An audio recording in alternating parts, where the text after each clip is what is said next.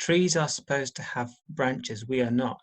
We project our energy out into definitions of self rather than natural beings, such as trees have branches.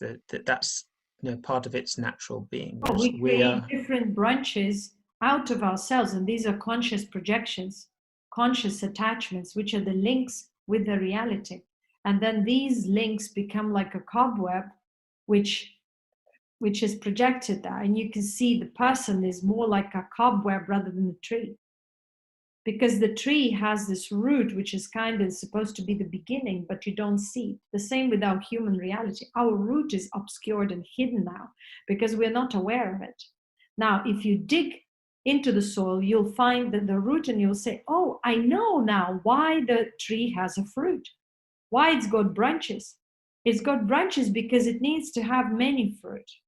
But these branches are each and every absolutely identical because they are connected to the root, the same as the collective consciousness.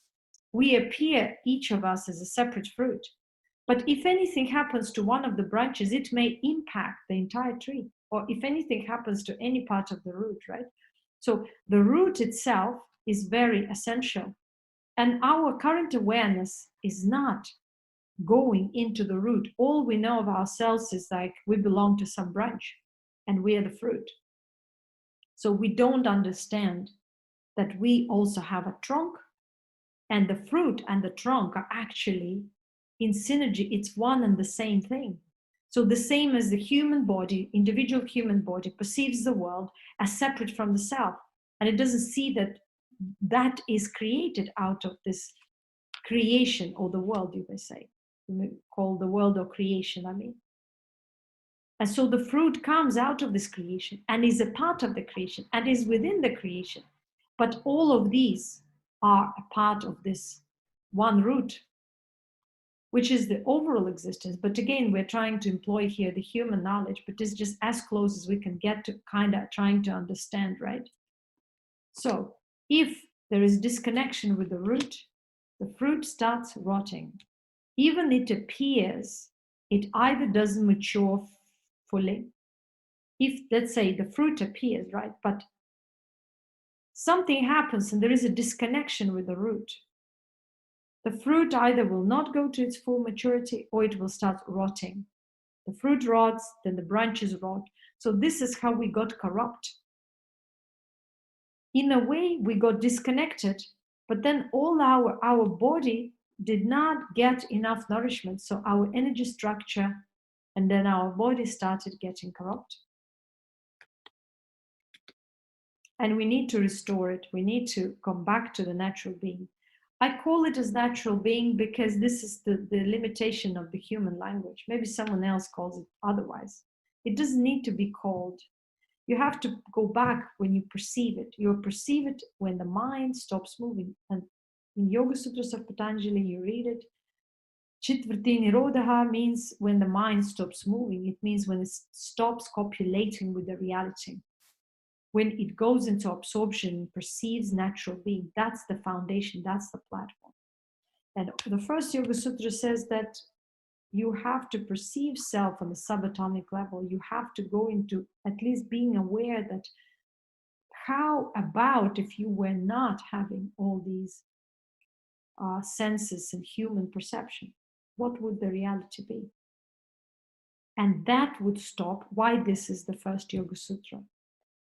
Atha Yoga Anusasanam, is because the mind first starts wondering about this. What if I'm not that? That's what it means. Then the second Yoga Sutra goes. It goes into absorption. And because it goes into absorption, it is able to start penetrating with the awareness deeper into deeper and deeper layers of creation, and also go beyond the creation eventually. And this is the spiritual science. Nothing more to it.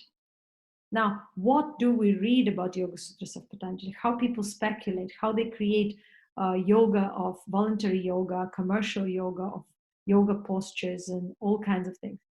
Because there is no experience. Again, having knowledge, theoretical knowledge of something, and not having an experience creates another way of dividing reality and deluding and mesmerizing, deceiving other people in the name of something that is actually true. And yoga means the perception of reality, of true reality, on subatomical or beyond atoms, beyond everything we can imagine. And only this one thought brings us immediately back to self, into absorption, where we restore the sense of natural being, which is Chitvritin Rodaha, which is the absorption, or Laya, whatever these words. Now, lots of young people go into all these sects and yoga movements without any prior understanding. And where can this prior understanding come from? From books of corrupt swamis, of corrupt people who brought yoga and deluded everyone, of all these corrupt movements who feed off innocence, naivety, and ignorance of other people.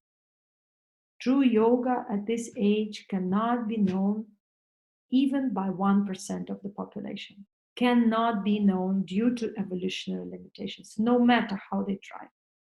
It can be perceived to some degree, but not known, not be as complete, uninterrupted being. And so people will go into the being and come out until they learn all about creation, until they go through their natural evolutionary journey. They will perceive their vessel of distortion, which is karma, which is their body.